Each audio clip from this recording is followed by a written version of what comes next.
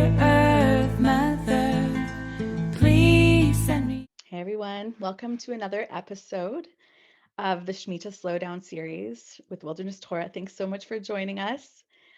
The purpose is to explore the concept of Shmita, which means release in Hebrew. And it's the last year of the 7-year cycle where Jews are instructed to release the land, debt, and those in servitude. And we've been using it as a cultural opportunity to rest, renew, and transform. We're taking the Shmita Year to take stock, clarify our purpose, and plan for the center of Earth-based Judaism. And we're so happy to use this opportunity as a way to share diverse voices and perspectives in the Jewish world. And my name is Tali Weinberg. I'm the Director of Community Programs, and I'm so happy to welcome today's guest, Ellie Schindelman. Hi, Ellie. Welcome. Hi, Tali. Glad to be here. Thanks. Yeah, we're so happy to have you. You're such a beloved friend and community member and mentor and guide in our community. And your perspective is so valuable. And we couldn't have this series happen without your presence and your perspective and your voice. So we're really, really happy that you're here to join us and speak a little bit about Shmita. And before we do, I just wanted to see if you wanted to take a few moments to introduce yourself to people who are watching. Sure. So I have a few aspects to my introduction. My most famous role in life is one of the mothers of Daniel Schindelman Schoen, who was the youth programs director. And so that's number one. And the Mhm, grandparent of Samu, mhm, Schoen Dow. mhm, Then with Wilderness Torah, I realized I have been involved with Wilderness Torah for about 9 years. I can't believe that. From when I first came to Sukkot on the farm, and then to Passover in the desert, where I was really inspired and started getting involved. And from that time, I've done so many things with Wilderness Torah. I've been involved with all kinds of organizational development, consulting, mentoring, coaching. I'm working on the process for the Center for Earth-Based Judaism, the strategic plan. I was on the board, I was board president, and on and on and on. And I love Wilderness Torah. And mhm, my most recent development is I've given some money to Wilderness Torah to develop elder programming and elder mhm, rites of passages, and also am offering to spend my time working on this. I'll be working with Tali and mhm, others, and we're going to do some experimenting with elder programming. So, aside from Wilderness Torah, I am a coach, a life coach, career coach, leadership coach for just a wide variety of peoples and organizations, and organizational consultant. And that mhm, came after years of doing so many different things, mostly in the UC system, including teaching at the School of Public Health, running leadership programs. I could take a long time to describe myself, but I'm going to stop there mhm, and continue on this wonderful topic of Shemitah. mhm. Thanks, Ellie. I'm so glad I invited you to say a bit about yourself because I learned things that I didn't know. And so we'll have to bookmark that for later because I want to know all about all the things. So really, this is a chance for us to just glean from just your thoughts and your experience about this thing called the Shmita, the sabbatical year. And we've had so many people on the Shmita Slowdown series up until now, from farmers to community organizers to rabbis and people bringing so many different flavors of just relationship to this idea. And so I wanted to start by asking you, how do you relate to the Shmita? And, when you think about it, what does it mean to you? I've been interested to do some research and learn more about Shemitah, and it is fascinating how many elements and how many different places people take this concept. And I've been really intrigued by the concept of living our lives as if we were following our most important values and living as if the future was going to be the way we wanted it to be. And Mm, that it's an invitation to imagination. So I mm, love that part.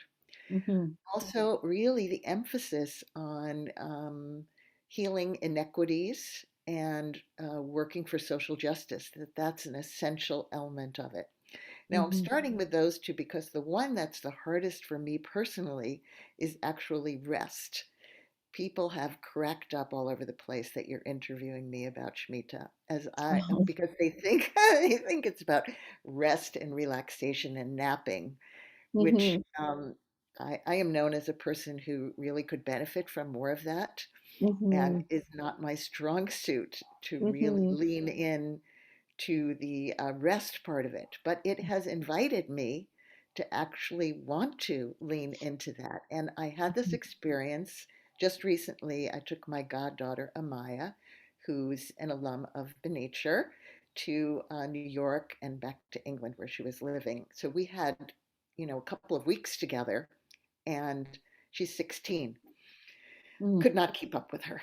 I mean, I did probably better than most people, and she did tell her parents that she wanted to be just like me when she was 71. I bet she does. But I As we all. realized that actually I can't just do one thing after another all the time, all Mhm, day, every day, and yeah, that I actually started building in rest time. mhm. She would go to an exhibit at the museum, and I would sit in the cafe. I didn't Gotcha. used to do that.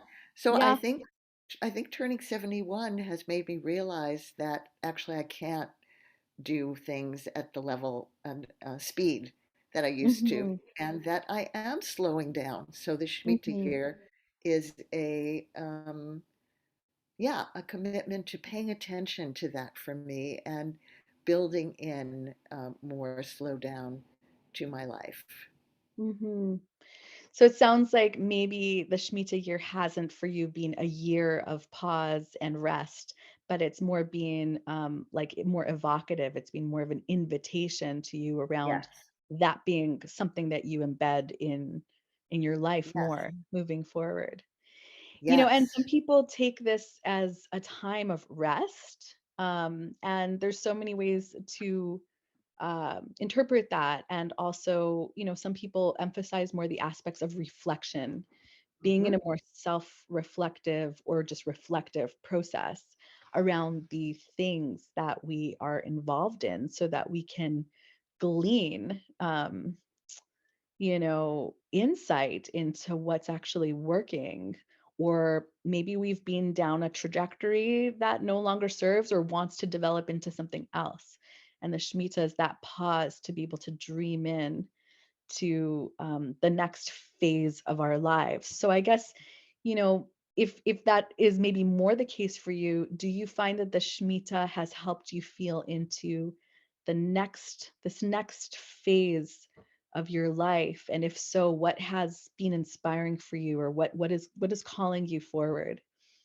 yes. I'd say I have taken the invitation for reflection, and a lot of great things have come out of that. And one of it is the focus on elders Mhm, and wanting to uh, help elders in our community claim the elder identity and all that it offers, find ways into what service and meaningful connection and meaningful work will be. So that's one thing.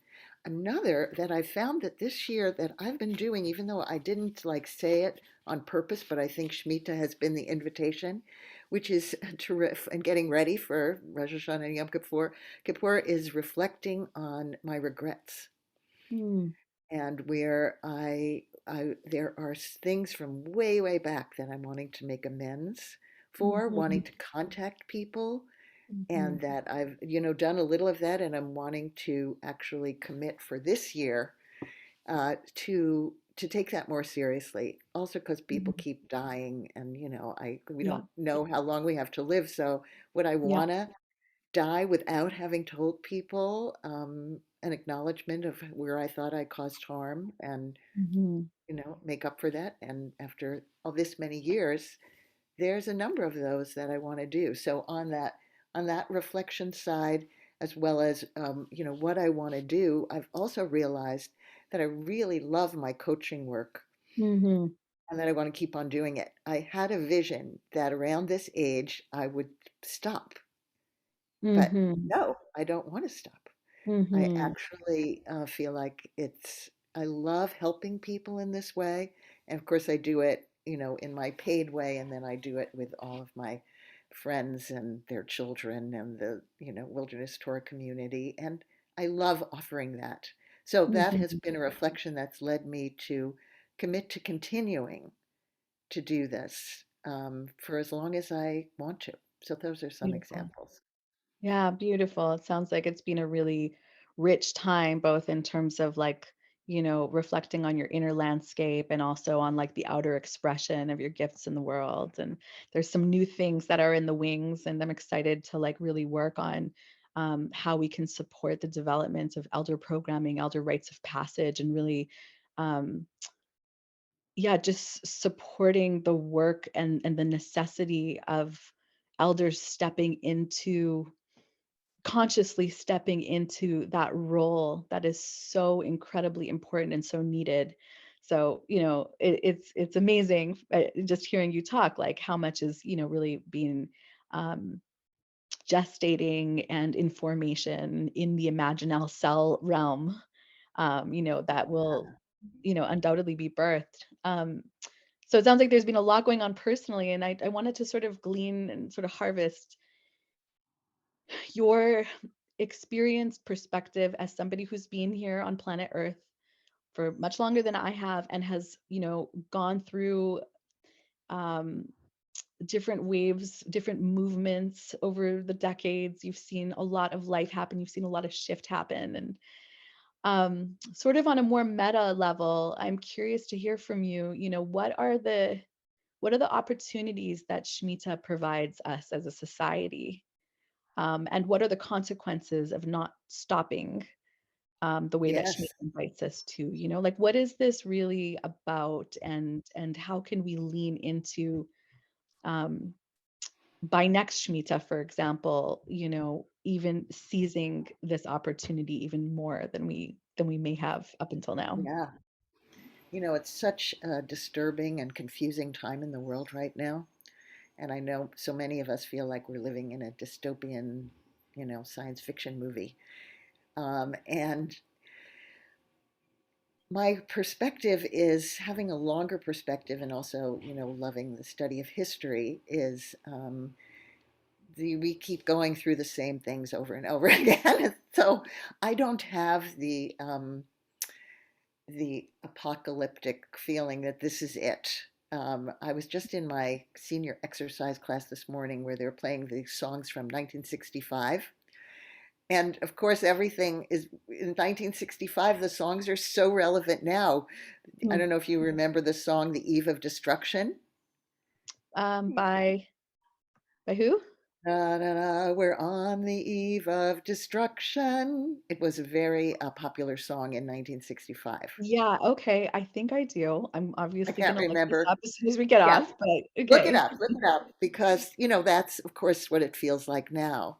Mhm. And the kinds of issues that we're dealing with. I'm also really committed to working on reproductive justice. I'm in a group that is working on that for this year, so that's a good Mhm. Shmita Year inequity social justice project, because it's of course a terrifying experience what's happening now, and to see that where we are in the cycle, this is a really, you know, terrible part of the cycle, and to know that it will go up, like when people say, "Oh, my money is doing terribly in the stock market."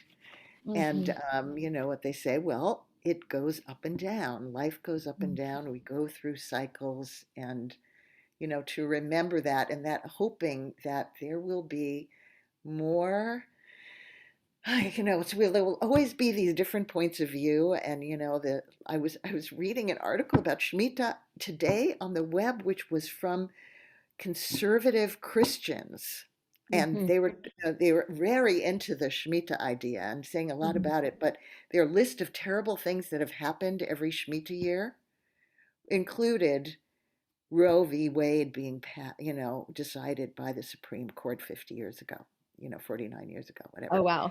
Okay. right?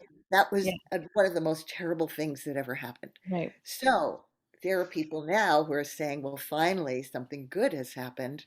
And to realize that, we've got to be able to talk across differences better and not vilify people who have different points of view and not say that they're horrible, evil people. If I were Hmm. to look at a change that I really would like to see, is that we stop talking about people as the enemy and that we find ways of working with these different points of view that we're always going to have, and also do the best we can to make the world work for as many people as possible, rather than this thing we have where, well, now we're happy because we've got this president and we've got this law, and now we're unhappy because this one. That part, that's disturbing, and I'm hoping there are a lot of signs of positive direction in people Hmm. working on mutual understanding. But that's one thing I'd like to see.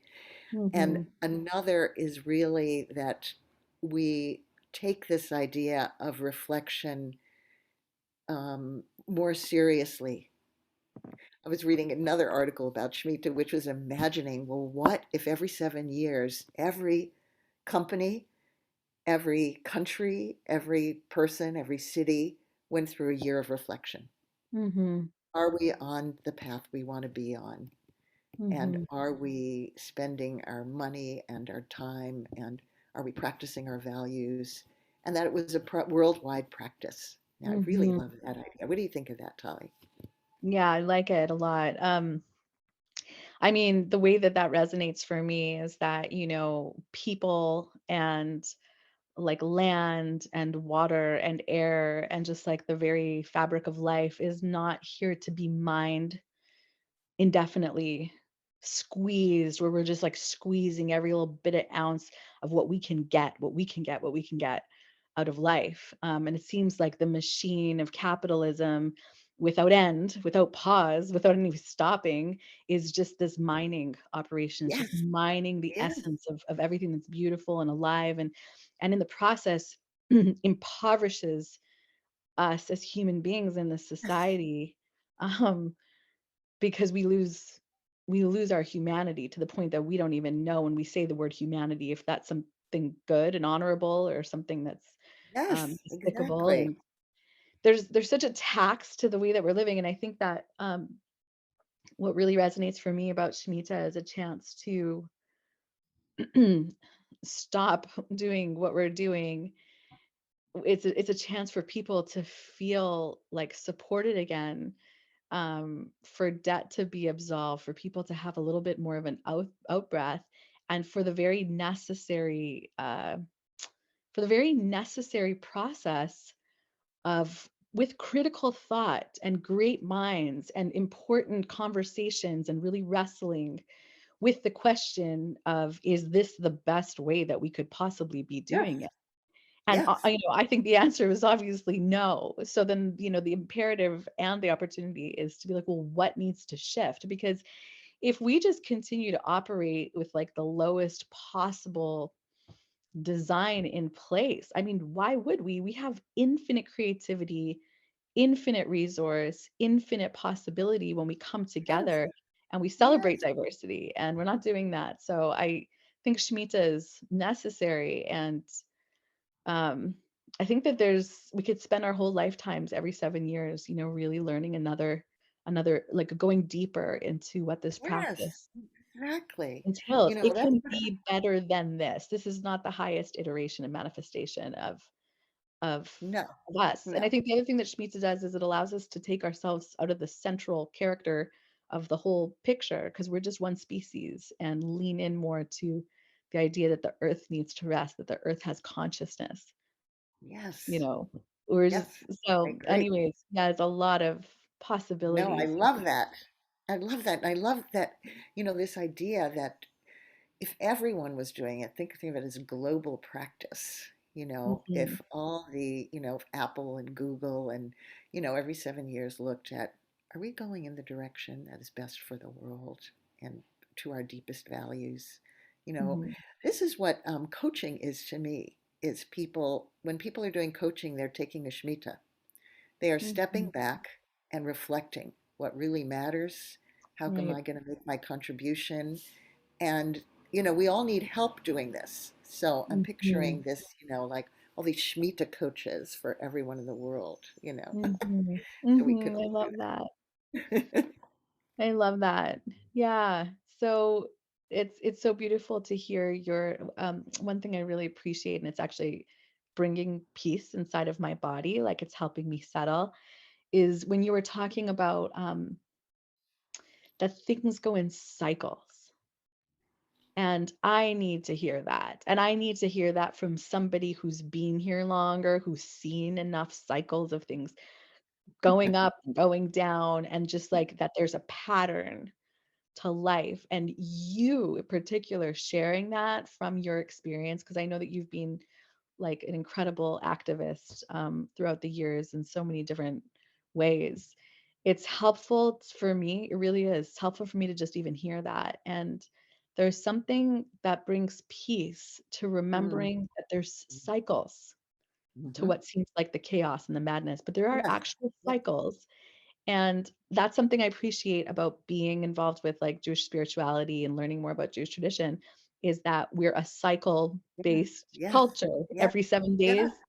we have Shabbat. Every 7 years, we have Shemitah, and it goes around and around and around. So I feel like Right. Just grateful like for the you moon. sharing. The moon. Right. Everything around us tells us that there are cycles. I've been watching a lot of nature programs recently, Hmm. and especially following animals, regular cycles. The same thing happens every year. The Hmm. whales go here, they go there, the birds, they have babies.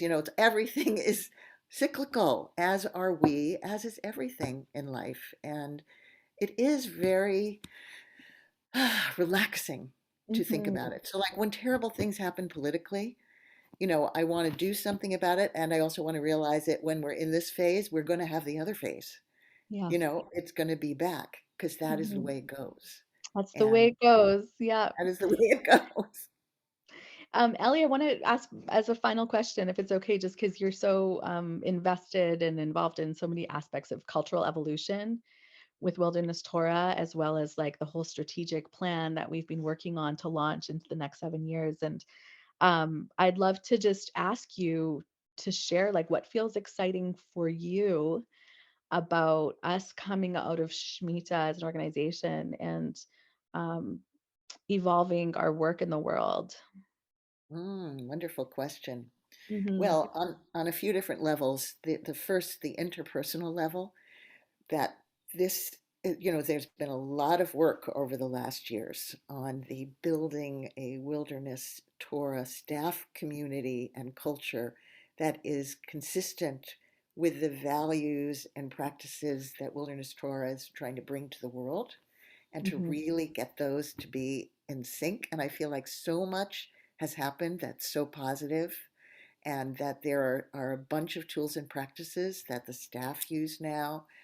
It seems like on a very good road to, really developing an internal culture that is going to match the external culture. And that's such an unbelievable accomplishment. Of course, it will always be in process, Hmm. and it will, go up and down, but that's happening is amazing.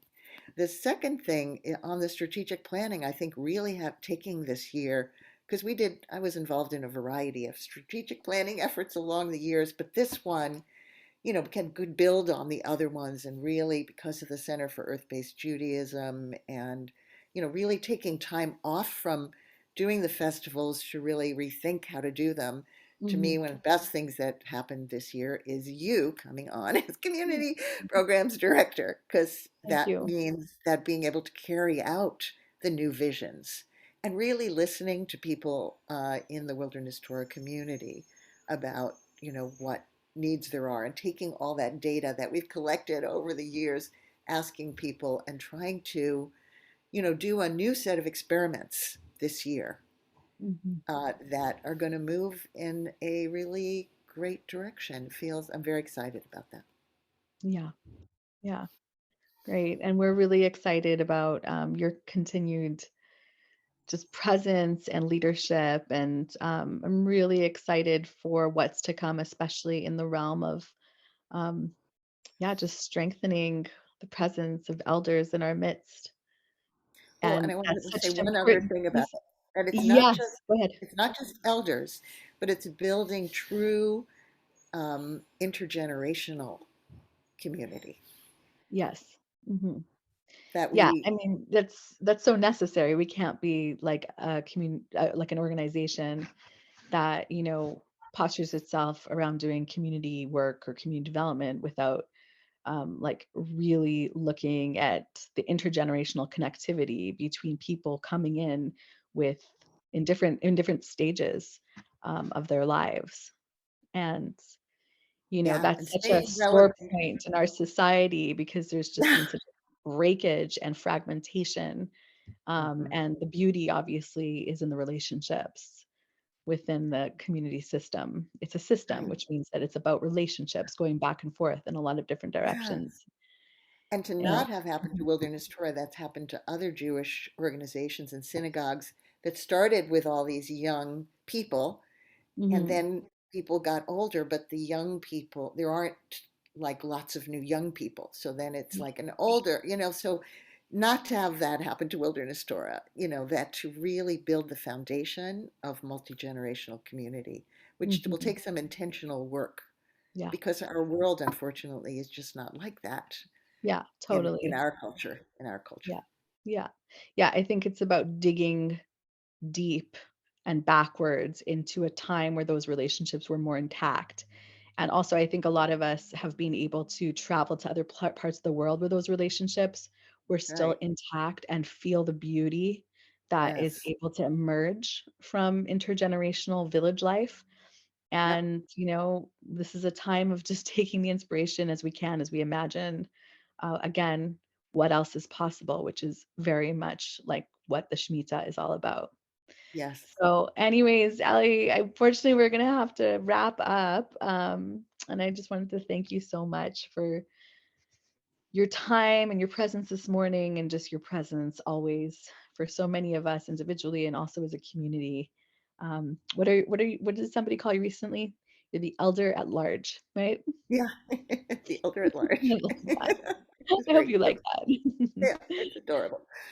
So, if people want to learn a little bit more about your work, what's the best way for them to get a hold of you? And if Email me. people want to talk to you about also this new branch of work in the Wilderness Torah Yes. community, how can they get a Please hold? email me, and I think my email is being put somewhere.